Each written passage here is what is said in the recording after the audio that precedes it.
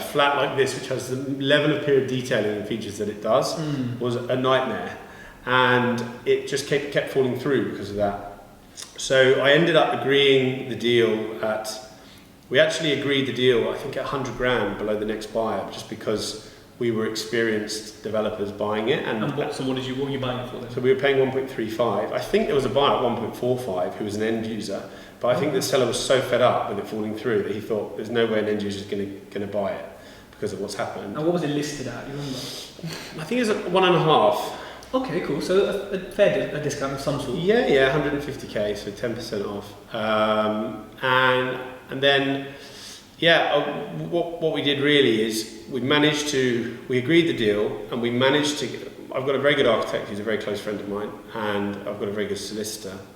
And together, the three of us, we spent sort of 2 or 3 days with my surveyor as well, who again is brilliant, and we just worked solidly to get this license alteration agreed. Did all of the plans, everything, the layouts, every single thing we had to do. It's very detailed. It was, I don't know how many pages, but a lot. And we managed it in 2 or 3 days. I think it was 72 hours, and we submitted it. And we thought, well, because we've done it so fast, we've got probably like 2 weeks now until we need to exchange. Hopefully, the freeholders will come back to us with the consent within that 2 weeks, which was really wishful thinking.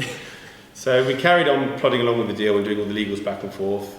And we got to the point of exchange, and the seller was like, well, you need to exchange without the license. But because we'd already waited 2 weeks, and although I wasn't dealing with the seller directly, I kind of formed a bit of a relationship with him via the agent, just sending an email saying, can you forward this on to him, say, sorry, we're trying our best. Okay. And we just tried, we were just polite, and we apologised for the delay. And in the end, he let it run. And I think about 7 weeks later, we finally got the license filtration. And wow. And I literally was about to give up, and I was driving through Tottenham, I think, I'm not sure why, but I was driving through Tottenham, and I got a phone call from my lawyer, and he just was like, Ben, we've got it. And I was ecstatic. Wow. Okay, so it was on the market. Your agent friend alerted you to it, but you could have found it online if anyone could have. It had a pretty big legal issue, which you resolved pre-exchange, which is not normal. I assume people buy it with the risk. Yeah. Why was it at such a discount? Because when you walked in, when you first walked in, and you said it's on for 1.5. What did you think it was worth at the end when you'd done your business and cleaned up? I thought it was probably worth. I always knew it was worth at least 2,000 a square foot, which is 1,063 square feet. So that would have been 2.12. I think I thought it was worth minimum 2, possibly 2.25. Okay. But the reason why it was cheaper was because people were told that they couldn't do this license filtration before. So if you're factoring in that you might have to pay 200 grand as a premium to this really cantankerous freeholder, then you're really paying 1.55 for it, because the 1.35 plus the extra 200 that you're worrying about factoring in, I think that was what was happening. So we were just lucky we were able to manoeuvre to get it done before, so we had the certainty before we exchanged, and that was the value add really. Equal to doing the refurb, I would say that sorting that license out was important. There was also a relative, not a short lease, but 86-year lease, which is not short, but it's not long. It's not mortgageable either. No, it is. It was. I mean, most banks will lend 70 years plus. Some will lend 25 years at the end of the mortgage term. There's a lot of misconceptions about leases in London. but yeah, so the lease we had to extend, which cost us about 23,000. That's cheap. Yeah, because it was over 80 years, we didn't have to pay the marriage value to the freeholder, so we didn't have to pay any of that to him, which again would have, if it had been 79 years, we probably would have paid 75,000 for the lease extension. It would have jumped up significantly. Yeah. And I guess you knowing that means that, for example, I might have looked at that and said, the lease is going to cost me so much, the house is $1 million, but you looked at it and said, no, we've got a year, we're good.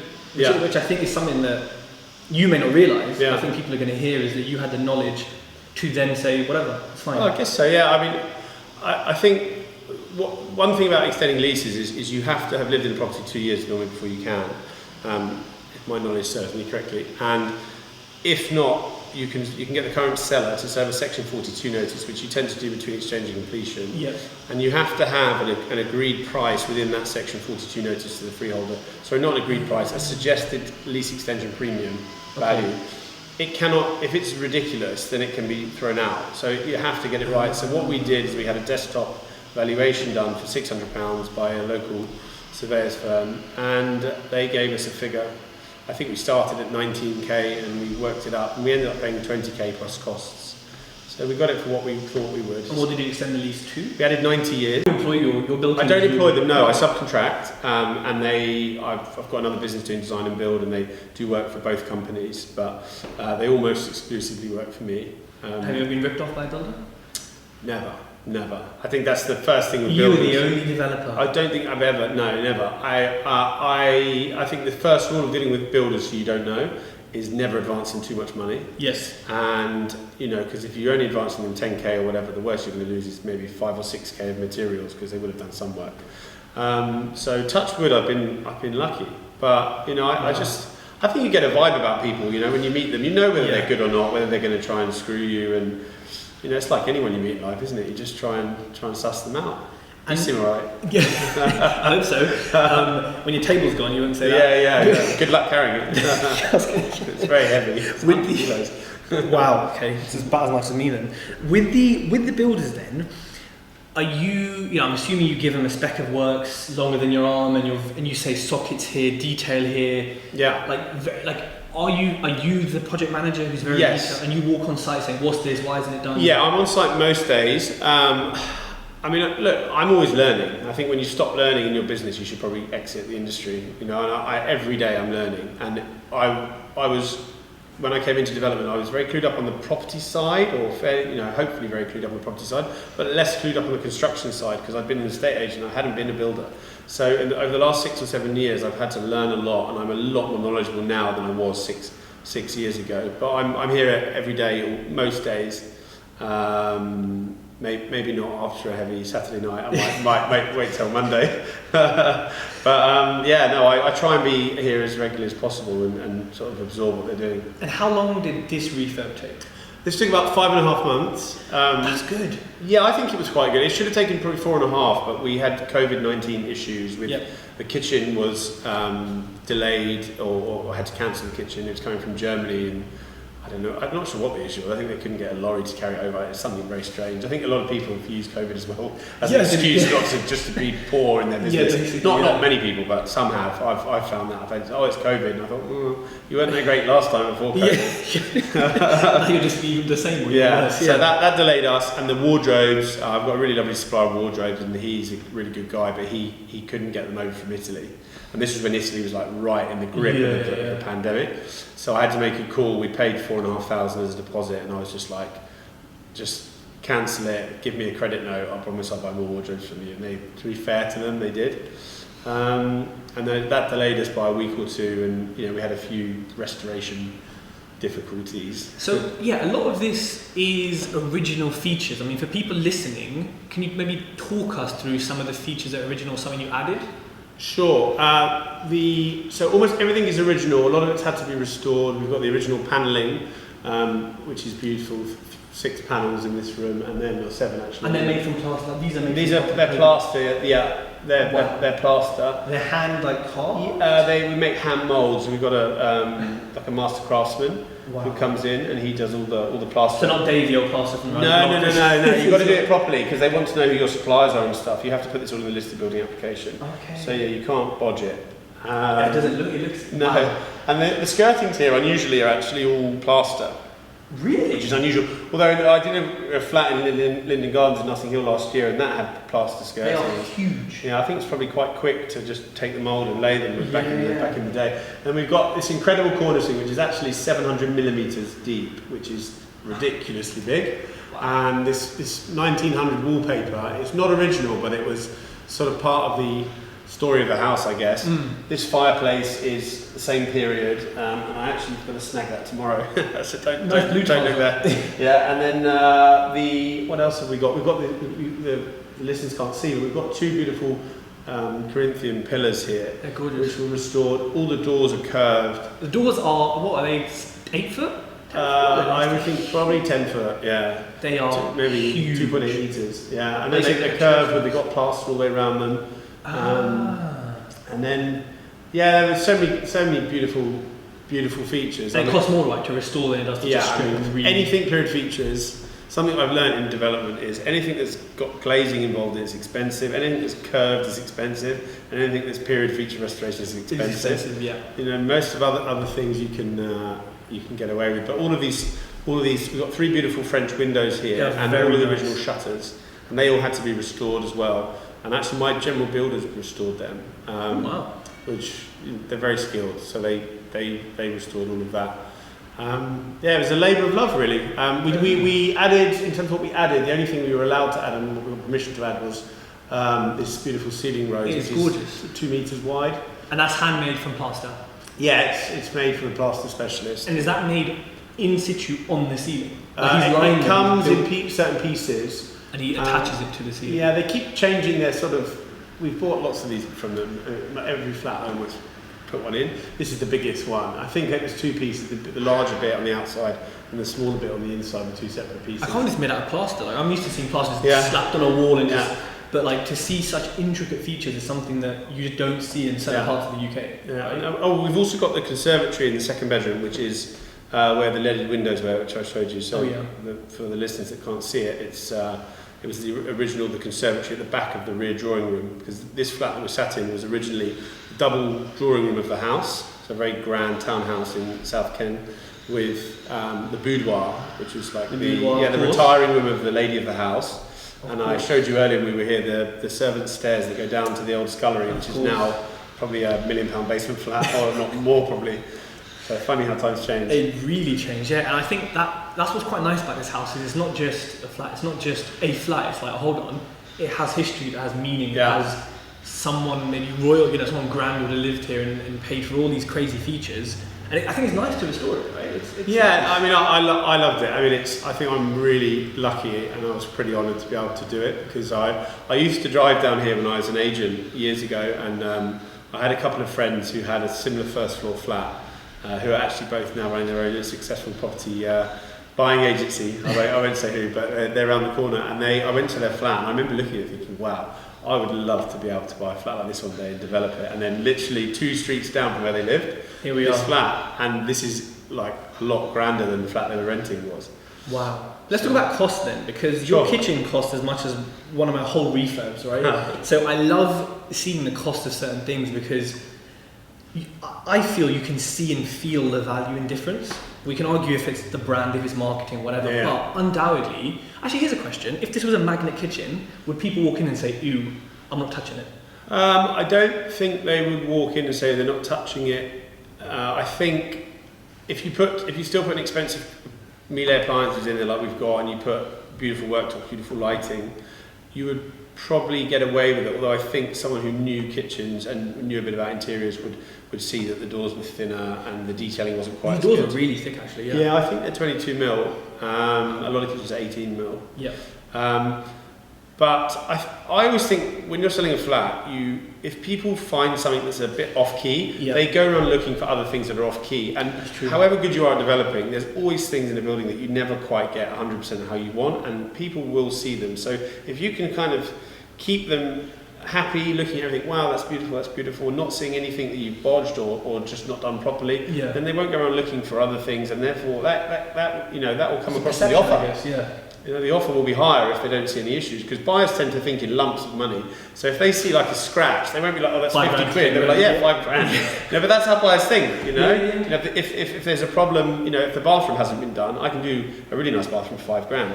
But in a flat like this, the buyer will be like, oh, that's 50 grand, because I've got to get my interior designer to design it for me as well. And, that's how it is. So I'm trying my best to stop them thinking like that and just to go, wow, I love that. I think that's what you have to do, isn't it, Flips? So let's go through some costs. I love doing this. The kitchen, including worktops, appliances, how much was all that? Excluding labour, about 25k, 26k. Yeah. And what does it cost to fit a kitchen like this? Special £2,000 or £3,000. I think this kitchen actually was the first time we bought this kitchen, and we would never buy it again, only because it's a lovely kitchen, but it came, normally kitchens come at least sort of with the various carcasses put together. Yeah. This was literally like a load of Lego bricks on the floor, and my builder rang me really annoyed, and he said, like, where the hell did you buy this kitchen from? And I was like, look, I had to get what I could because of COVID, and it took them about, I think normally they do that kitchen in 3 days, it took them probably 7 days to do it. So they weren't very happy. So yeah, 26k plus fitting costs. And what about all the plaster work in the house?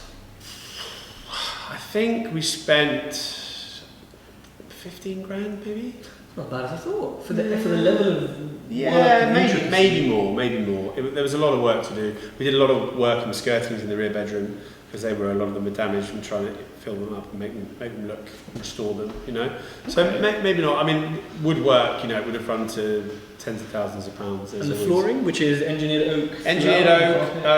There's a bit of a funny story about this. The guy who supplies all my flooring was a developer when I was a young estate agent at Foxtons, and we became quite close friends, and I used to shadow him like every day for a couple of hours, much to my manager's annoyance. And he then, he went through 2008 recession. I think he had quite a lot of stuff, and it was a tough time, and he still got property interest, but he now just sells oak floors, really. He doesn't develop anymore. But he kind of taught me about developing, and he was the one who used to tell me the numbers and stuff like that, which is why I owe him, really.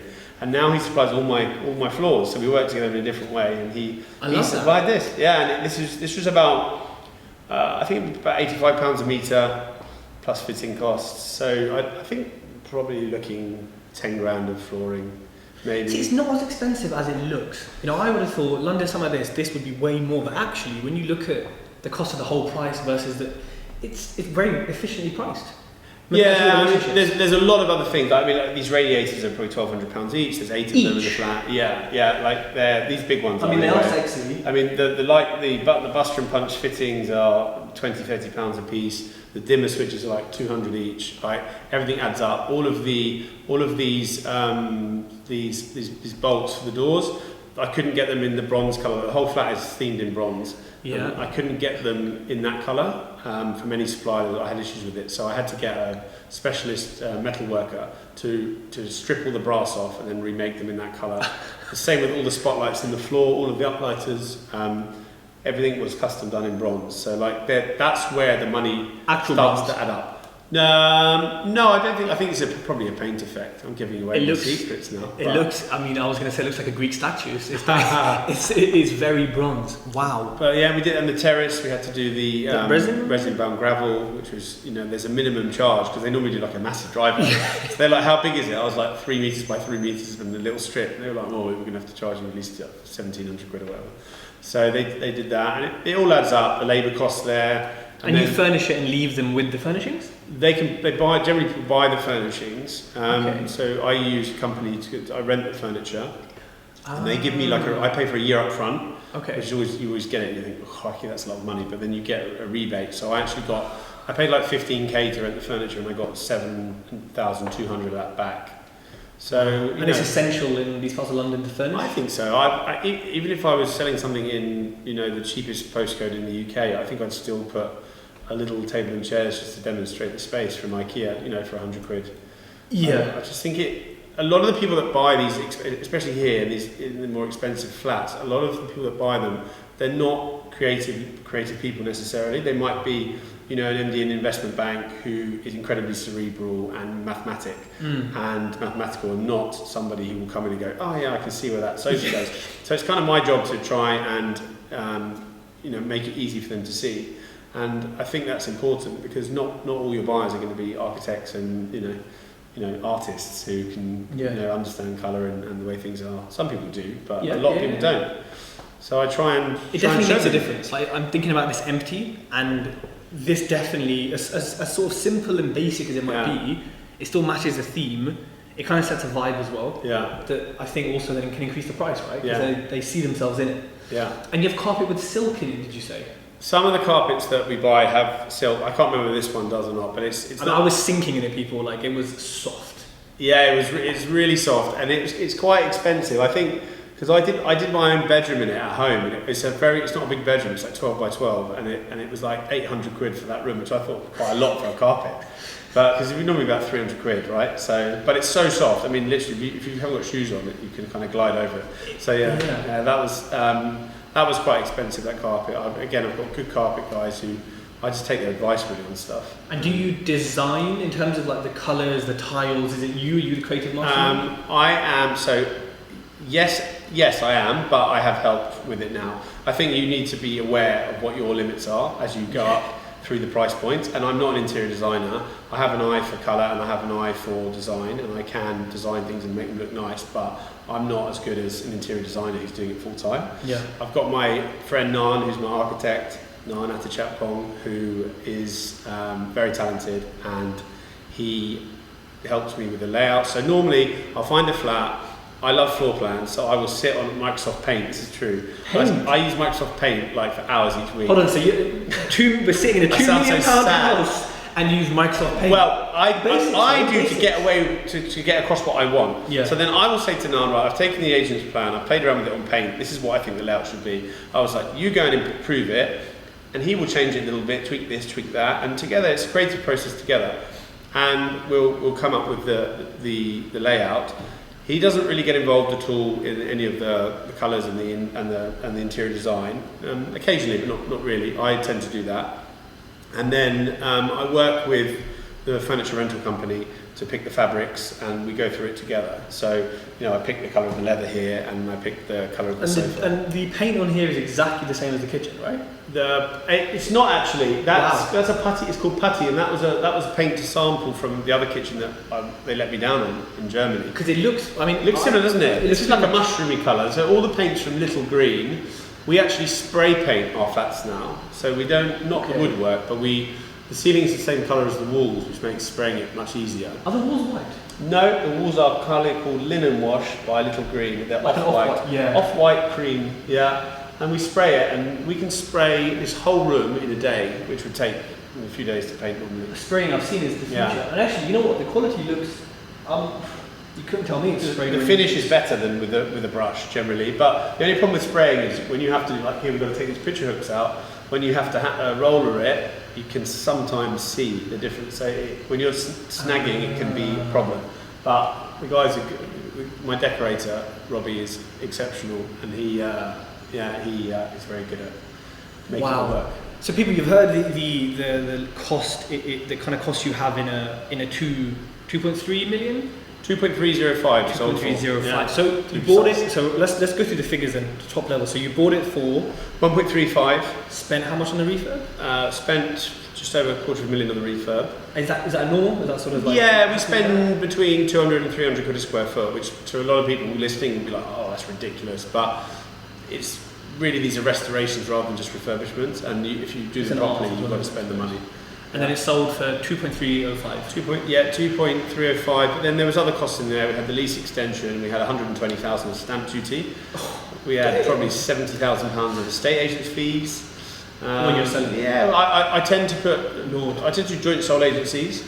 And I try and I'll always give it back to the agent that sold it to me. I just think that's an unwritten rule in property development. Yep. And if you want people to sell you things, you've got to be giving them the chance to sell things for you as well.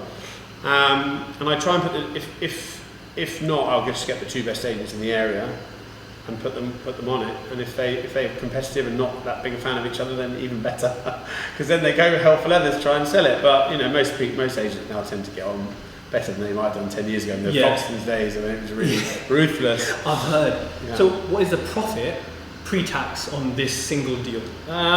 We still haven't run the full numbers yet, and I'm just waiting for my redemption statement from our lender. But it will be between 350 and 400k. Is that normal? It'll be about 20% on cost. But we did it in 9.5 months. So if you annualise it, if you annualise it, it's going to be quite a lot more. I wouldn't like to say it's normal in the sense that every deal we do is 20%. I've done some deals that are 25%. I've done others that are, I've had one or two deals where we've lost a small amount of money, but most of them that are, that can pull off are between 15 and 25% if we're doing well. But now I tend to look at how long they take as well. I used to always be fixated on yields and profit figures. And one thing my business partner has really drummed into me is that the length of time and the return on capital is important. Yes. And, I think when you're running a big business, that's something you're acutely aware of. Yeah. And he's drummed that into me. So now I'm a lot more like, if I can make 15% in 6 months, then I take that, because making 20% in a year is not as good as doing two. But it's being able to find two deals 6 months, it's quite hard to roll them into each other. Yeah. And how, like with a kind of deal like this, I know we're talking about timelines, could you find one a month, or do these come about every 6? I don't think like this flat. I think I could probably find 5 a year that are similar to this. Okay. Because I was an agent for so long, finding deals is a relatively easy part for me, which most people is the hardest bit, but that's probably what I find the easiest part. The hardest part is probably raising enough capital to buy everything that you want to buy, and especially at the moment when people are having to steady the ships in their main businesses. There's a lot of angel investors out there who will give you their money, but these people are generally worth in the tens of millions, if not more, and they're not silly, and they're not just going to go, there's £1 million, do your best, let me know if you make any money. They're going to want to see numbers, and you've got to have a track record. And what I've noticed is the more deals I've done, and also the more I've been on social media, the more people I've had. I'm now starting to have people approach me to do joint ventures with them and offering me money to do JVs, which is amazing. And you've only been posting on social media for how long? Not very long. I mean, probably like I joined the All About Property group, if I can say that, and that's got 40,000 people on it, and it's kind of a lot of it's come from that. And it's only been I noticed you a few months ago. Yeah, not long, maybe 6 months or That's so. the power of social media, right? And your track record, of course. Yeah, you couldn't just post, but... And the reason I went onto that group was because I used to go to a bar in town, and there was a bouncer there who was a really lovely guy called Dave, and he said to me, you must go on this thing. And I was like, people say, oh, go on this WhatsApp group, and you've got like 5,000 people all putting deals up on deals. Well, yeah, I was like, oh, whatever, anyway, but I thought I'd do it, yeah? So I kind of humoured him, and he was right, and then off the back of that, loads of stuff's happened. So I owe, Dave, if you're listening, I owe you about 5 drinks. Well, yeah, there we go. And so how do you, financially, how do you structure the deal? So obviously you've got your business partner or JV partner, and you've got development finance. For people listening, so I want people to feel that it's achievable and really realistic. How is your finance structure? Take this deal again, for example. So it depends. So we had been buying previous deals with cash, which is great because it makes my life really easy. But the return on capital is poor, obviously, because you're having to put in a lot of money and relatively getting less out than if you were financing and leveraging. So this deal was kind of like the first one in the blueprint for the deals moving forwards. So what we put down roughly, we'll put down 40-50% as a deposit, depending on what it is, and then the bank will lend obviously the funds for the purchase, the balance, and then they will also put up the cost of the build. And then you have an asset manager that oversees it, and they release it in tranches based on the receipts that you give them. So that means you still need the cash for the refurb. You still need the cash. It just no. Yes. Well, I guess so. Yeah. Like you're getting reimbursed. So actually, you needed 250 up front. Yeah. Well, you could have had 20 or 30 or 40 and just done it. And then done it. Yeah. They're very, very good. The bank, they're not actually a bank. They're a specialist lender, but they're brilliant, and they're very commercially minded. And they've been, a load of guys came over from another lender and set this sort of hot shop bank, I keep calling them a bank, they're not a bank, but you know what I mean, lender up. And one thing I'm quite cautious of is overstretching. There's a lot of people out there who will borrow 80-90% on mortgages, residential mortgages, and you can come unstuck. And I think by only borrowing 50 or 60, I guess we're lucky that we have the capital to do that. But you could put in just 25%? I think at the moment, COVID, they've tightened up. Most of these lenders are tightening up. I think with a PGE, personal guarantee, they will probably allow up to 70% at the moment. Fair enough, yeah.